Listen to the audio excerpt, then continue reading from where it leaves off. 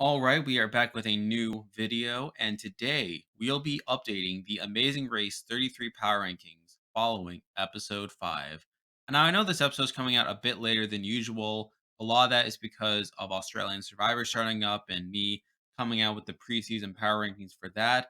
With all these new shows coming out with Australian Survivor and Celebrity Big Brother, that has caused me to readjust the schedule a bit. So I'm probably going to stick to the schedule for a bit with having these amazing race updates on the weekends while having Australian Survivor either on Thursday or Friday. And I think that'll probably work out the best. But in any case, we just had episode 5, and let's not waste any more time. Let's get into these power rankings. So, starting off the list at number 6, we have the team I think's the least likely to win the Amazing Race moving forward. And here we have Arun and Natalia. Yes, I sort of bumped them down a bit from last week. And of course, we're going to be talking about them as they're still technically in the race due to surviving a non elimination leg. But regardless, this was a pretty bad leg for them. I mean, obviously, we saw them leaving the pit stop with Akbar and Sheri, which I guess is a bit of a side note. I think it's a weird system that they're having people leave the pit stops in teams of 2 as opposed to individually. I think that's probably due to the COVID protocol they have for the season. But regardless, it's still a bit strange that teams are leaving in pairs.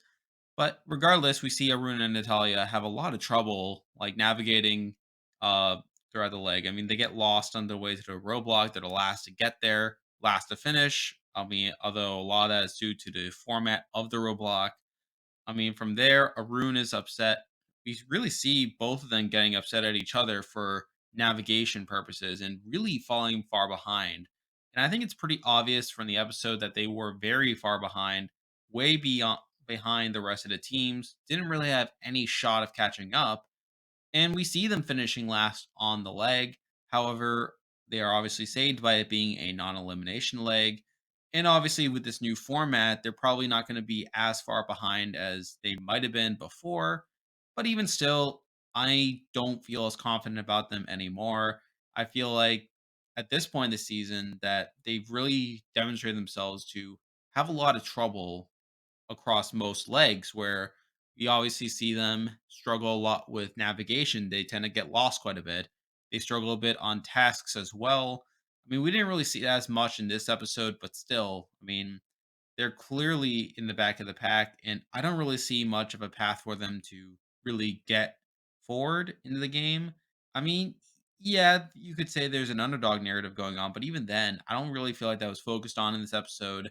And beyond that, I feel like other teams have demonstrated themselves to be more capable across the race. So because of that, I have them here at number 6. Now we're moving on to number 5, and we have a team that again has been pretty low so far throughout the race, and that is Akbar and Sheri. Now, obviously, I've had them at the bottom for the last couple power rankings or close to the bottom, and I still think this was a pretty bad leg for them. I mean, just looking at them, obviously they were part of the last wave to leave. They were actually the fourth to reach the roadblock and fourth to finish. We see Sherry having to do the roadblock again due to Akbar being overweight to handle it, the bungee job. From there, they're even the fourth to reach the detour, and they're the fourth to finish as well. But obviously, they have some trouble doing the detour, where obviously we first see Sherry trying to insist on taking everything at once, but then Akbar sort of talks her out of it. We see her struggle a lot climbing up those stairs and dropping a wine bottle as well, really showing their struggles. And obviously, they get into several arguments during the episode. They're the fourth to finish the detour as well, but we see Raquel and Cayla catch up to them. They pass them on the way to the pit stop, and obviously that causes them to drop down to fifth or second to last. Mind you, it was a non elimination leg anyway. However, I still feel largely similarly to how I did before. The main reason I have them above Arun and Natalia is that I feel like they're less likely to be the next boot than Arun and Natalia. But at the end of the day, I still don't think they're going to win the race. I mean, they really struggled a lot during a lot of the race.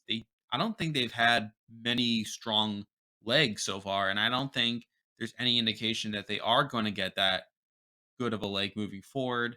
But I think Arun and Natalia have demonstrated more potential to go out before them. So that's a big reason that I had them above. But again, they're not that much higher, and they're here at number five. Now we're moving on to number four, and we're actually switching up the placements a little bit here. At number four, we have Kim and Penn. Now, I've talked about this before about how, just from a pure race perspective, Kim and Penn are the second best team out there. And I have no doubt that they'll make it very far from this point on. But it's more so other people having better storylines that makes me have them a bit lower. Now, obviously, this was a pretty good leg for them. I mean, they let the pit stop with Ryan and Dusty. We hear them talking about working with Ryan and Dusty, at least initially, or at least being cordial towards them. They're the second to reach the roadblock, but Ryan and Dusty are literally right behind them.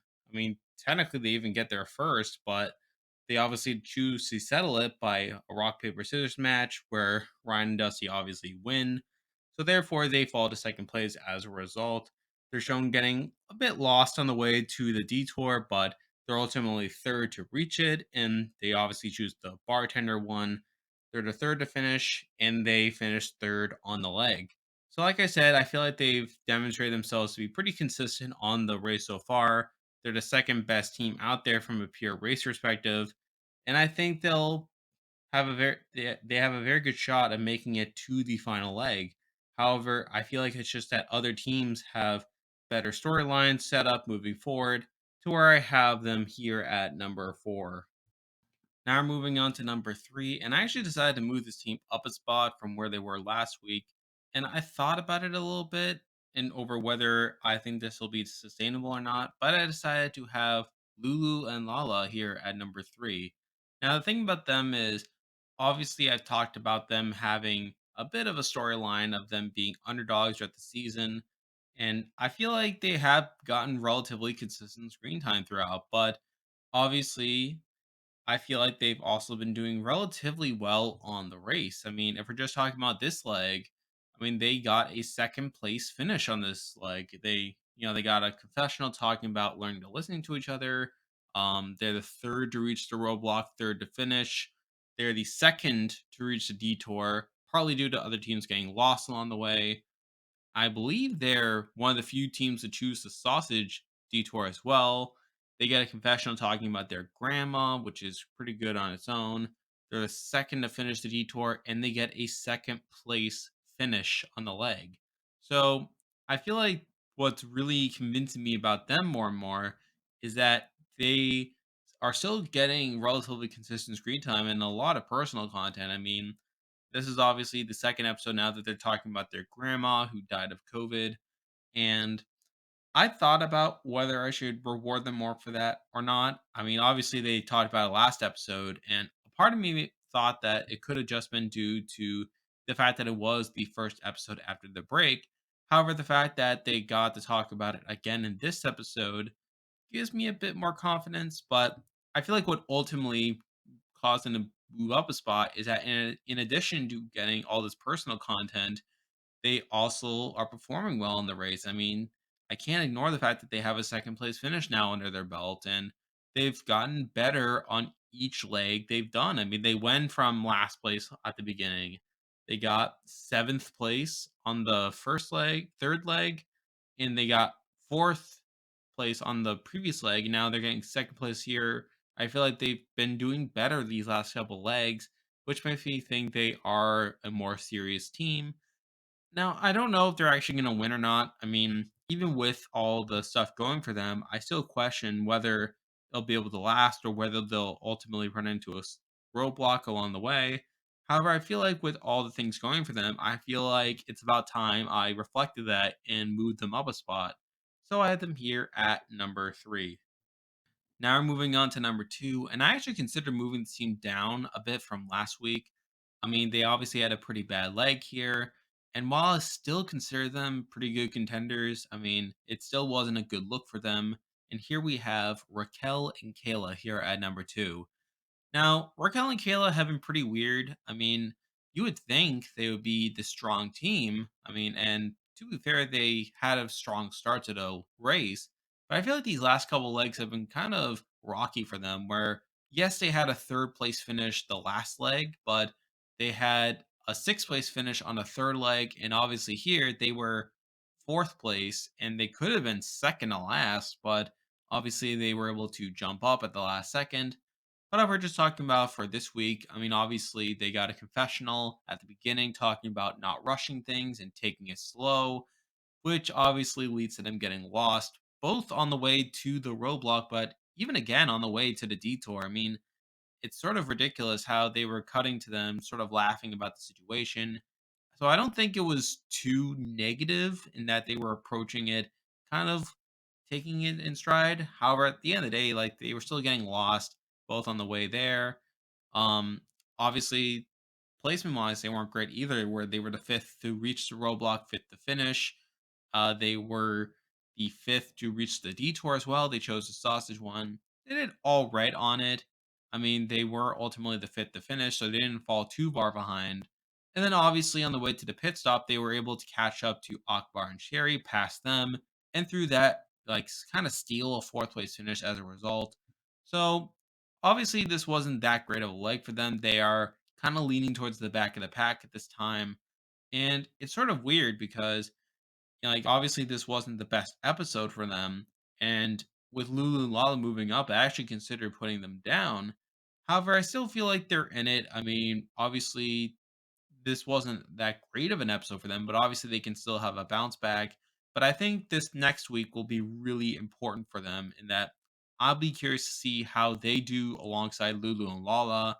I feel like if Lulu and Lala step up a little bit more, or if Raquel and Kayla have a big step backwards or another bad leg, then I could actually justify moving Raquel and Kayla down on the list while moving Lulu and Lala up. However, for the time being, I still feel like number two is probably a good place for them, but it's definitely not as secure as it was before. And at number one, and if you've watched some of these videos before, I kind of sound like a broken record here. It's Ryan and Dusty again. And again, they have demonstrated themselves once again to be the strongest team from a race standpoint. I mean, if we're looking at this leg, they left in the first wave with Kim and Penn. They got this confessional about unleashing their potential. First to reach the roadblock. I mean, it's kind of weird because they technically got their second, but they won the rock, paper, scissors that allowed them to get ahead into first place. First to reach the detour, they choose the bartender one. They talk about how they like more physical tasks than mental, which I'm not entirely sure if that's a positive sign, as usually you wouldn't think that's a positive thing to say that you're more about physical stuff than mental stuff, but it doesn't seem to weigh them down that much. I mean, they take on the task, and despite struggling, they're the first to finish the detour, and obviously they win the leg. Now, they did offer a little bit of suspense where one of them got a cramp on the way there, but you could clearly tell that they were far enough ahead to where they were still going to win the leg anyway.